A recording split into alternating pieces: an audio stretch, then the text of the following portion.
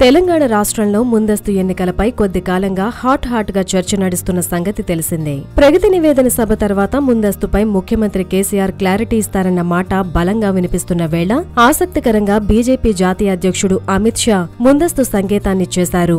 మంత్రాలయం వెళ్లే క్రమంలో శంషాబాద్ ఎయిర్పోర్టులో ఆగిన సందర్భంగా బీజేపీ నేతలతో మాట్లాడిన అమిత్ షా తెలంగాణలో ముందస్తు సంకేతాలున్నాయని, పార్టీ నేతలు అప్రమత్తంగా ఉండాలన్న మాటను చెప్పడం చూస్తే ముందస్తు పక్కా అన్న విషయం ఇట్టే అర్థమవుతుంది. అంతేనా, మేం స్నేహితులుగా ఉంటాం, మీరు మాత్రం కేసీఆర్ పై మీ పోరాటాల్ని ఆపకండి అంటూ షా చేసిన వ్యాఖ్యలు తెలంగాణ బీజేపీ నేతల నోటి నుంచి మాటలు రాని విధంగా మారాయని చెబుతున్నారు.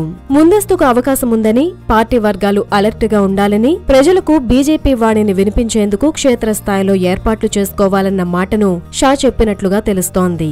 షా మాటలపై తెలంగాణ బీజేపీ వర్గాల్లో ఆగ్రహం వ్యక్తమవుతోంది.